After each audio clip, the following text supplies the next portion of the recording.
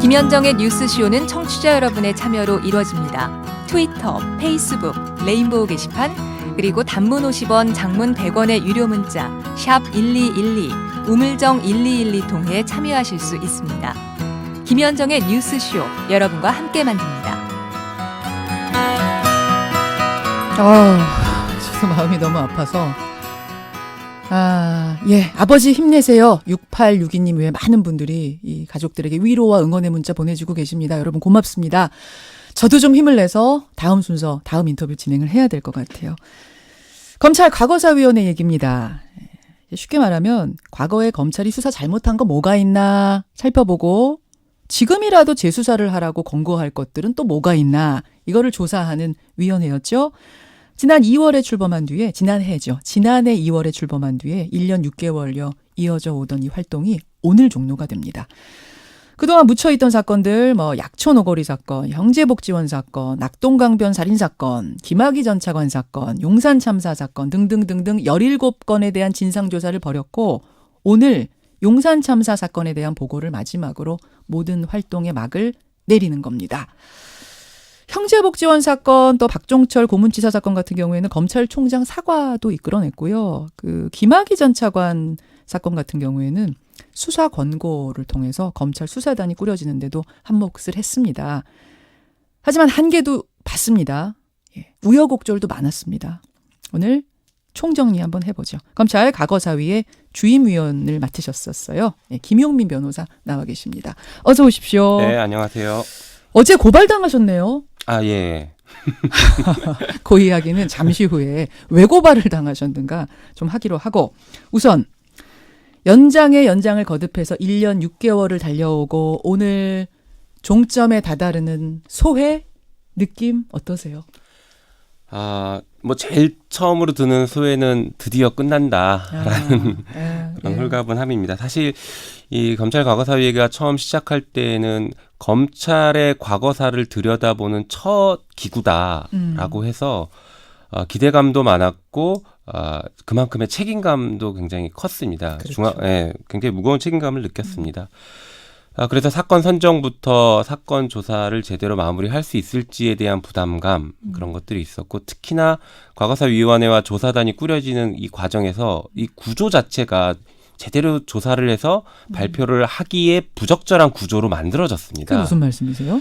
과거사위원회는 법무부에 설치돼 있고 예. 진상조사단은 대검에 소속돼 있습니다. 그러다 보니까 과거사위원회와 조사단이 긴밀하게 협조하기 어려운 구조이고 과거사위원회 위원들이 조사하고 있는 기록을 볼 수가 없는 그런 이상한 구조가 꾸려진 것이죠. 이중적인 구조. 네, 한 팀인데 또 갈라져 있는. 맞습니다. 예. 그러다 보니까 이게 제대로 조사를 할 수 있을 것인가라는 우려가 처음부터 제기가 됐었습니다. 맞아요.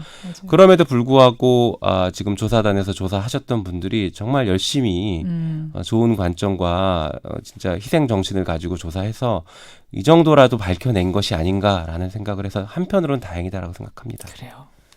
무거운 책임감을 시작했고 무거운 책임감을 가지고 시작했고 시원섭섭? 이 정도? 네, 그렇습니다. 17개 사건을 다 들여보다 보신 거죠? 네, 맞습니다. 그렇죠. 성과가 가장 큰, 그러니까 개인적으로 가장 만족스러운 사건은 뭡니까? 저는 이제 형제복지원 사건과 김학의 사건이 개인적으로는 잘된 사건이다라고 생각을 합니다. 왜 그러냐면 물론 이제 모든 사건이 다 중요하지만 중요도는 다 중요하지만 왜 제가 이렇게 생각하냐면요. 이 검찰 과거사를 한다라는 게 크게 세 가지의 관점이 있습니다. 어떤요? 하나는 사건의 실체를 확인해서 피해자들을 구제해주는 게 첫 번째 목적이고 그렇죠. 또 하나는 관련 가해자, 그러니까 검사의 책임을 묻는 것이 두 번째이고요. 세 번째는 그를 통해서 제도를 개선해내는 게 바람직한 검찰의 모습을 만들어내는 게 이 검찰 과거사의 목적이라고 봐야 되거든요. 그런데 각각의 목적에 비추어 봤을 때 피해자 구제 차원에서 보면 그동안 묻혀있던 형제복지원 사건에 대해서 국가가 최초로 피해자성을 인정해 준 사건이다라고 생각합니다. 검찰총장이 직접 사과까지 하셨던 것으로 봐서.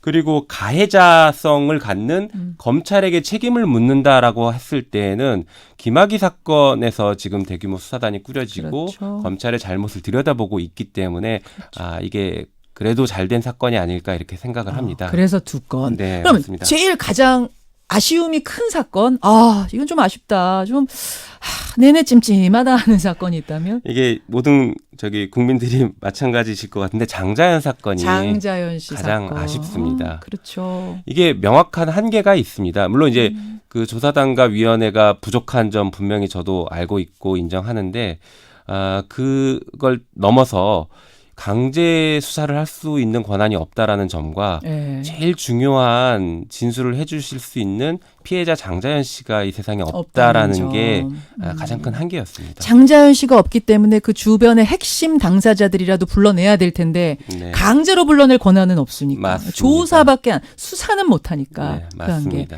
자, 그럼 지금 뿌듯했다고 그래도 성과가 크다라고 하는 그 사건 하나와 지금 가장 아쉽다고 하신 그 사건 하나를 좀 자세하게 들여다볼게요. 먼저 김학의 사건.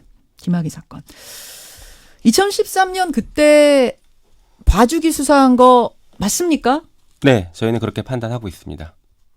봐주기 수사라고 판단했습니다. 그러면 이제 이 사건이 크게 두 축이잖아요. 지금 이제 우리 과거사위에서 보기로는 크게 뇌물 부분 하나하고 성범죄 부분 하나 이 두 네. 가지 의혹의 축인데 뇌물 부분의 축은 아예 그 당시에 건드리지도 않은 거예요? 맞습니다. 그 당시에 뇌물 부분에 대한 수사가 아예 없었습니다. 아니 하다가 중간에 뭐 흐지부지가 아니라 아예 없었어요? 네, 이게 딱 사건이 터졌을 때 전형적인 뇌물 범죄, 스폰서, 예. 검찰의 스폰서 범죄로 보여진 사건임에도 불구하고 예.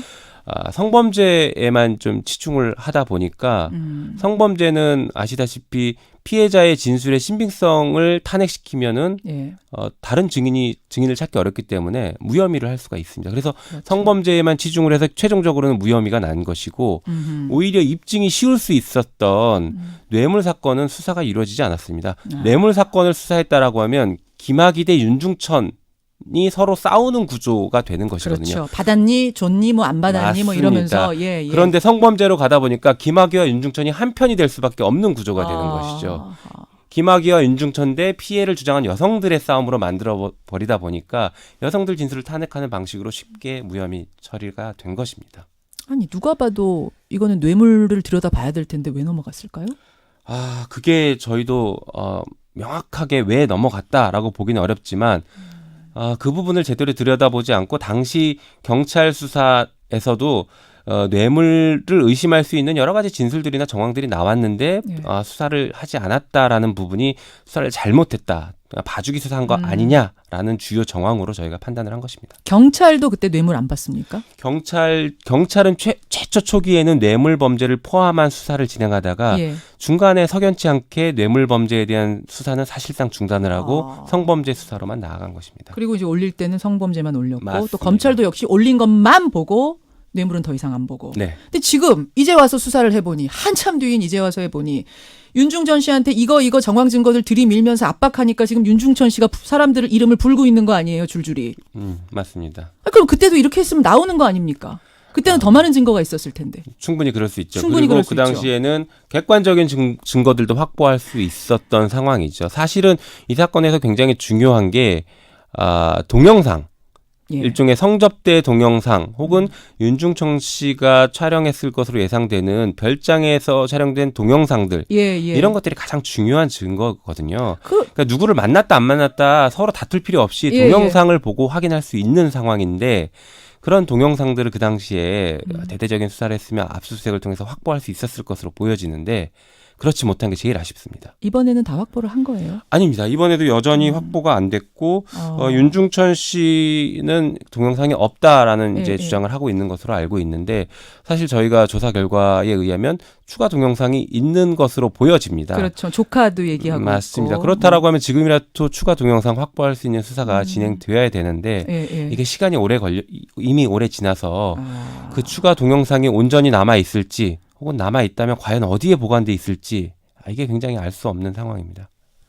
지금 많이 증언들 이제 확보를 하셨는데 보면 동영상이 많대요? 네, 상당히 많은 동영상이 있는 것으로 보여집니다.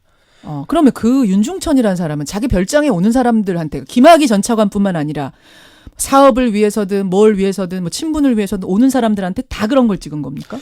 다 그런 걸 찍었는지 확인은 안 되지만 대부분 많은 동영상을 찍었던 것으로 보여지고 그럼 한 사람 A, 뭐 김학이면 김학이 하나에 대해서 여러 편이 아닌 여러 명이 들어있는 거예요? 그럴 수 있을 것 같습니다. 이 진술들을 종합해 보면 거의 CCTV로 촬영한 것처럼 계속 촬영을 한 것으로 보여지는데 그게 구체적인 동영상이 나오지가 않아서 예.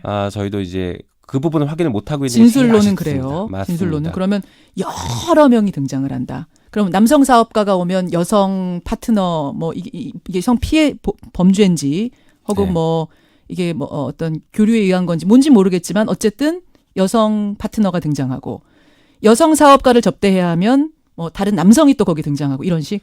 네, 그런 식이라고 보시면 될 것 같습니다. 근데 뭐 이게 별장에서의 동영상도 있고 예. 별장이 아닌 곳에서의 촬영한 동영상들도 존재하는 것으로 알고 있습니다. 그게 오피스텔이에요? 서울에 차려져 있었던? 네, 오피스텔도 있고 아니면 제3의 장소에서도 제3의 장소도 뭐 예를 들어 호텔에서 누군가를 만났다라고 하면 거기서도 촬영한 게 있다라는 그런 얘기들이 나오고 있습니다. 아니 호텔에서 누구를 만났는데 자기가 주인공이 아닌데 어떻게 그걸 찍을 수 있죠? 호텔방 안에? 뭘 설치해놨다는 거예요? 이게 제3자가 몰래 찍거나 하는 방식으로 이렇게 찍는 방식들이 있었던 것 같습니다. 그래서 이게 정말 이제 단순히 우리 검찰 고위 공직자 아니면 고위 공무원들에 대한 성접대 차원에서의 동영상을 넘어서 윤중천 씨가 사업과 관련돼서 누군가를 만나거나 필요에 의해서 어떤 접대를 하거나 했을 때에는 동영상을 지속적으로 찍어왔던 것으로 보여지는데 그러한 동영상들이 지금 확인이 된다라고 하면 이 사건의 실체를 밝히는데 매우 중요한 역할을 할 것으로 생각합니다. 이 사람 참 희한한 사람이네. 윤중천이라는 사업가. 네. 그러니까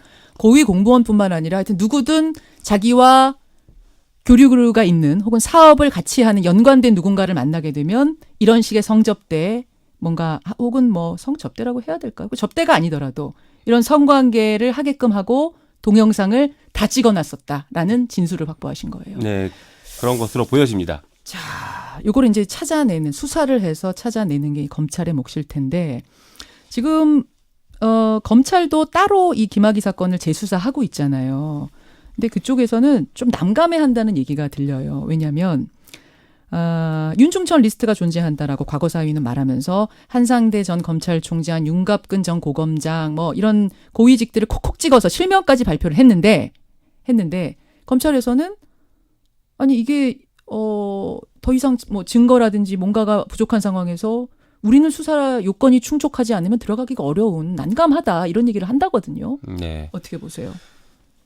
일단 저희가 실명을 언급하면서 발표하지는 않았는데 아마 이제 언론사에서 실명들을 확인해서 언급한 것으로는 백브리핑 이런 보여집니다. 곳에서 나온 것 같아요. 네, 예. 그런 것 같긴 하고 지금 저도 대검에서 뭐 난감해한다라는 그런 전언들은 듣긴 들었습니다. 그러니까요. 그러나 뭐 당위성을 먼저 말씀드리면 이 사건은 검찰이 앞으로 새로운 미래로 나아가기 위해서 반드시 청산해야 될 과거 중에 하나입니다.